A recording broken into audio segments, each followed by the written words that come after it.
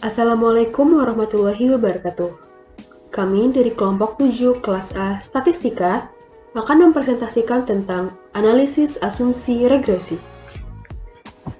Anggota kelompok kami ialah Safira Chandra, Humaira Nurusyamsi, Gadis Adinda, Ratna Nur Alifia, dan Andi Razita. Hal-hal yang akan kita bahas hari ini adalah asumsi pada analisis regresi, uji linearitas, uji normalitas, uji multikolinearitas, dan uji heteroskedastisitas. Yang pertama yang akan kita bahas adalah asumsi analisis regresi. Salah satu ciri-ciri dalam asumsi analisis regresi ialah memiliki min 0, memiliki varian konstan standar deviasi kuadrat, tidak berkorelasi, dan berdistribusi normal. Nah, ada beberapa cara nih untuk menguji analisis regresi ini. Yang pertama ialah uji linearitas, uji normalitas, uji multikolinearitas, uji heteroskedastisitas, dan uji autokorelasi. Namun, pada video kali ini, kita tidak akan membahas tentang uji autokorelasi ya teman-teman. Uji linearitas merupakan uji prasyarat dalam analisis korelasi atau regresi linear. Uji linearitas digunakan untuk mengetahui apakah terdapat pola hubungan linear yang signifikan atau tidak antara variabel independen dan variabel dependen.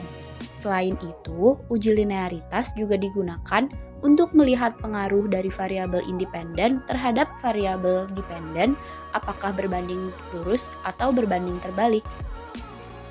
Terdapat beberapa syarat yang harus dipenuhi untuk melakukan uji linearitas.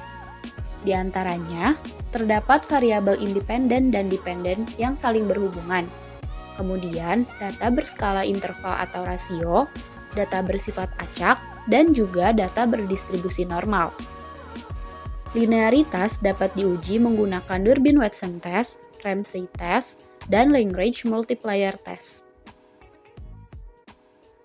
Terdapat beberapa koefisien yang dapat dijadikan sebagai kriteria uji dalam uji linearitas, yaitu koefisien linearity dan koefisien deviation from linearity, di mana setiap koefisien memiliki fungsinya masing-masing. Koefisien linearity menunjukkan kemiringan garis linear. Jika linearity lebih kecil dari 0,05, maka grafik memiliki kemiringan yang curam. Sementara jika linearity lebih besar dari 0,05, maka grafik menunjukkan kemiringan yang landai. Koefisien deviation from linearity menunjukkan simpangan dari kelinearan. Jika deviation from linearity lebih besar dari 0,05, maka simpangannya tidak signifikan atau dapat dikatakan memiliki hubungan yang linear. Sementara itu, jika deviation from linearity lebih kecil dari 0,05, maka simpangannya signifikan atau dapat diartikan tidak memiliki hubungan yang linear. Nah, berikut ini adalah data dari relasi tadi, di mana terdapat 3 variabel, yaitu nilai, minat, dan motivasi. Minat dan motivasi merupakan variabel independen, sementara nilai merupakan variabel dependen. Lalu, untuk melakukan uji linearitas, caranya adalah yang pertama, klik Analyze, lalu Compare Means, dan klik Means. Setelah itu, masukkan nilai ke dalam kolom dependent list dan minat serta motivasi ke dalam kolom independent list. Kemudian klik Option dan centang Test for Linearity. Continue dan OK. Nah, di sini kita dapat melihat tabel yang berbeda dari kedua variabel independen, di mana ini adalah tabel ANOVA dari variabel minat terhadap nilai, dan berikut ini adalah tabel ANOVA dari motivasi terhadap nilai. Setelah melakukan pemrosesan di SPSS, barulah kita bisa melakukan penarikan kesimpulan. Dari tabel ANOVA yang didapatkan dari variabel minat, kita tentukan sebagai berikut. H0 adalah hubungan antara minat dan nilai bersifat linear, sementara H1 adalah hubungan antara minat dan nilai bersifat tidak linear. Alpha sama dengan 0,05 dengan deviation from linearity yang didapatkan adalah 0,423. Kriteria ujinya adalah tolak H0 jika P lebih kecil dari alpha. Dari deviation from linearity di atas, maka P lebih besar dari 0,05. Oleh karena itu, H0 diterima. Kesimpulannya adalah hubungan antara minat dan nilai bersifat linear. Selanjutnya, dari tabel ANOVA dengan variabel motivasi dapat kita tarik kesimpulan dengan melakukan proses sebagai berikut. H0 adalah hubungan antara motivasi dan nilai bersifat linear.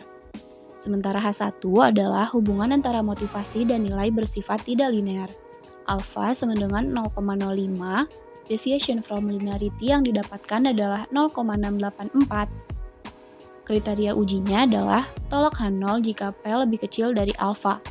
Dari deviation from linearity di atas, maka P lebih besar dari 0,05. Oleh karena itu, H0 diterima. Kesimpulannya adalah hubungan antara motivasi dan nilai bersifat linear. Sekarang kita akan membahas uji normalitas.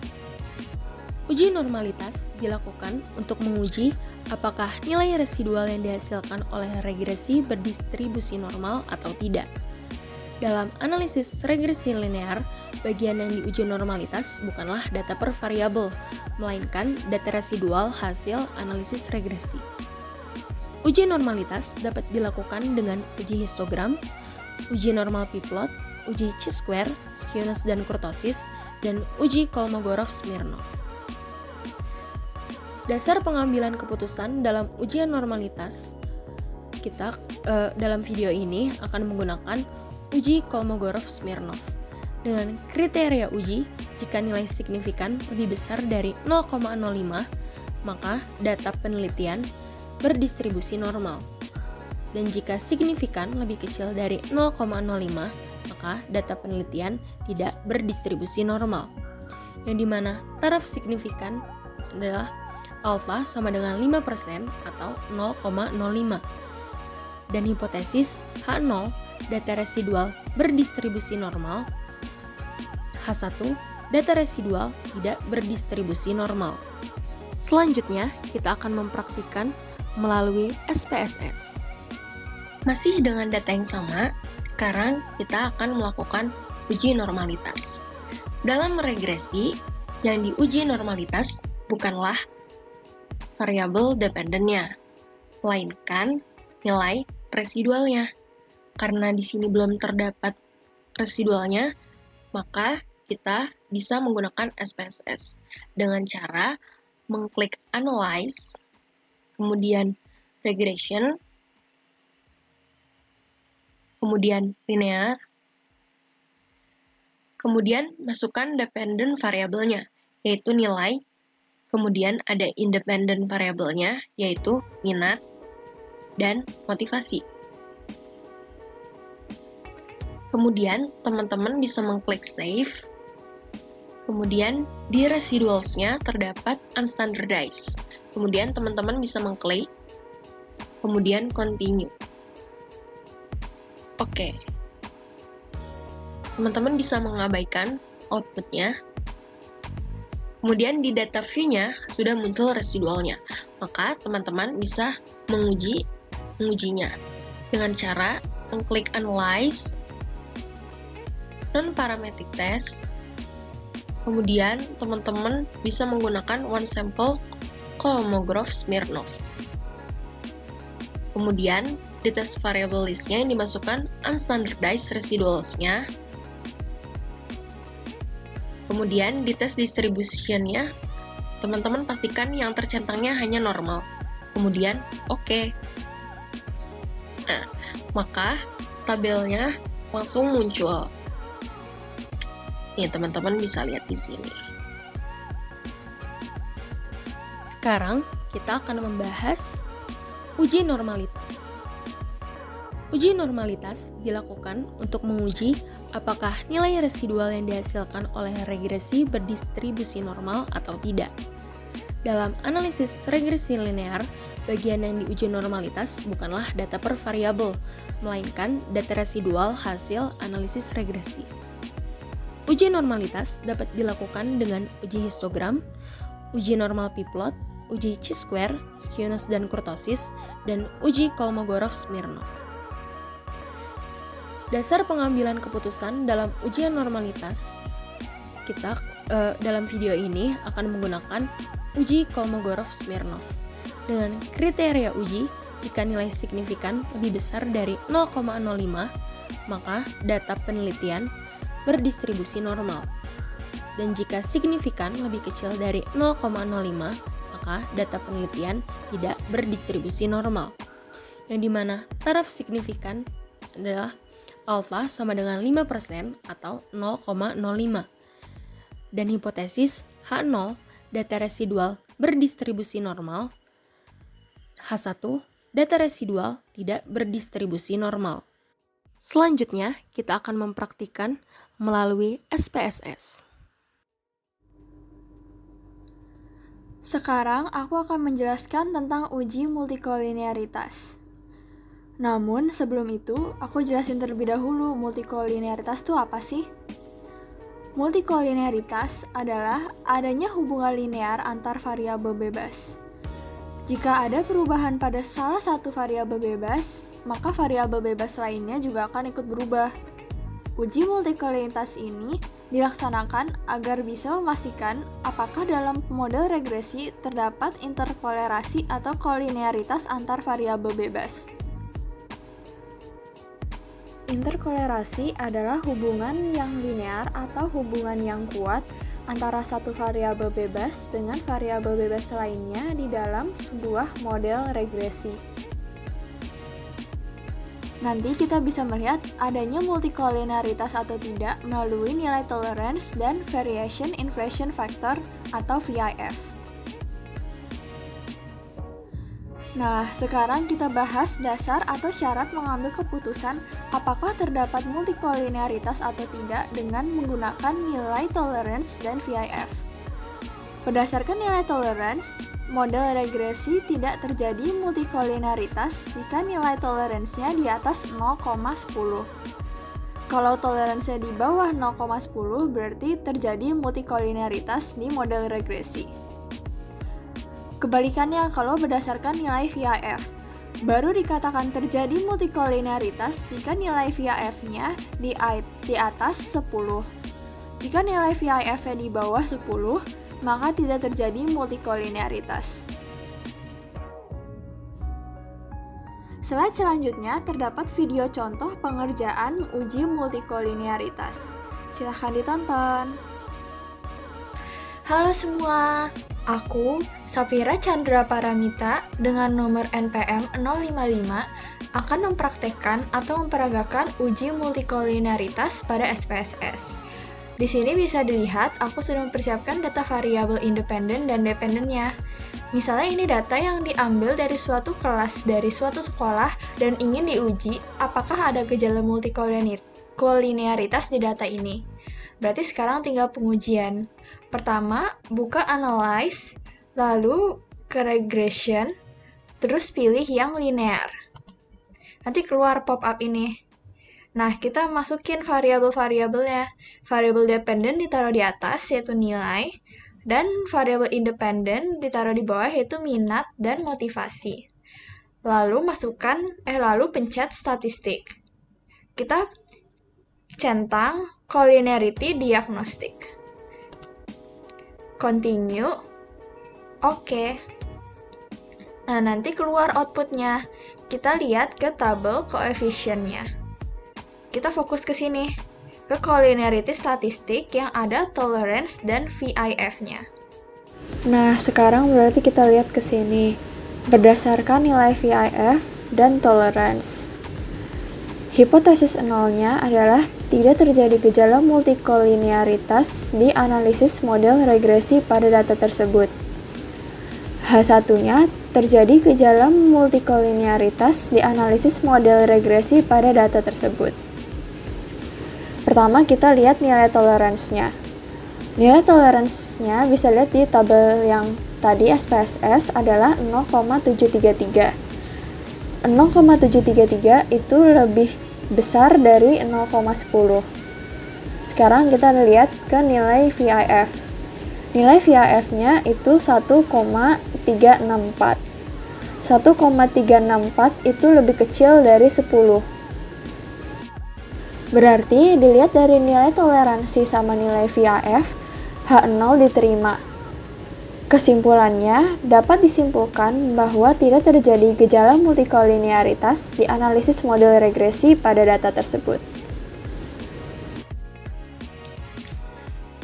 Asumsi dalam analisis regresi terakhir yang dibahas dalam video kali ini adalah mengenai gejala heteroskedastisitas. Heteroskedastisitas adalah adanya ketidaksamaan varian dari residual untuk semua pengamatan pada model regresi. Data yang ideal biasanya tidak memiliki varians yang beragam atau bersifat homoskedastisitas. Heteroskedastisitas dapat diuji menggunakan beberapa cara, contohnya dengan uji Gleiser, uji Park, dan uji White. Dampak dari adanya heteroskedastisitas ada dua. Yang pertama dapat merusak efisiensi estimator ordinary least square atau OLS karena menyebabkan salah satu asumsi metode OLS tidak terpenuhi. Dan yang kedua, merusak varians karena menyebabkan varians cenderung melebar sehingga tidak memenuhi aturan BLUE atau Blue Linear Unbiased Estimator, yaitu varians yang minimum. Terdapat isu yang akan muncul saat suatu data mendapati heteroskedastisitas, yaitu standar error pada output tidak reliable. Dalam hal ini, koefisien atau gradien dari garisnya masih reliable, tetapi varians dan hipotesis tes yang akan dilakukan pada gradien tersebut, contohnya saat kita ingin mengetahui jika gradiennya positif atau tidak bisa dilakukan. Hal ini dikarenakan standar errornya yang problematis. Pada video kali ini, kami akan menggunakan uji Gleiser. Dengan kriteria uji, jika nilai signifikansi lebih dari 0,05, maka tidak terjadi gejala heteroskedastisitas dalam model regresi. Namun, jika nilai signifikansi kurang dari 0,05, maka terjadi gejala heteroskedastisitas dalam model regresi. Sekarang kita akan masuk ke contoh soal dan pembahasannya menggunakan data yang sama, yaitu data sebuah kelas yang berisikan nilai, minat, dan motivasi siswa-siswanya. Nah, di sini untuk mengetahui apakah terdapat heteroskedastisitas dalam data ini, kita akan menggunakan uji Gleiser yang menggunakan variabel absolut residual. Nah, di sini pertama-tama untuk mendapatkan absolut residual, kita harus mengetahui dulu residualnya. Nah, untuk itu kita klik Analyze, Regression, Linear, dan masukkan variabel dependentnya yaitu nilai, dan variabel independennya minat dan motivasi. Klik Save, dan klik Checklist Unstandardized Residuals. Lalu Continue, dan OK.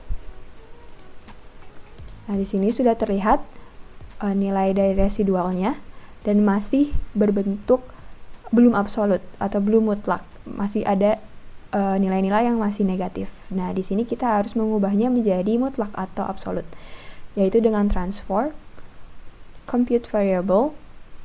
Nah, di sini kita namakan variabel barunya absolute underscore residual. Itu kita singkat menjadi absres. Nah, untuk function groupnya kita akan menggunakan absolute, masukkan ke numeric expression, dan masukkan unstandardized residuals-nya. Dan klik OK. Nah, di sini sudah terlihat nilai-nilainya sudah mutlak, sudah absolut. Nah, baru kita bisa mengolahnya, yaitu dengan analyzed, regression, linear. Nah, kita ganti dependent variabelnya dari nilai menjadi absolute residual yang sudah kita dapatkan. Nah, di sini baru klik OK. Nah, di outputnya sudah terlihat koefisien yang didapatkan dari data tersebut. Selanjutnya, setelah menggunakan SPSS, didapatkan tabel berikut ini. Dari sini terlihat untuk masing-masing variabel independen, p-value-nya adalah sebagai berikut.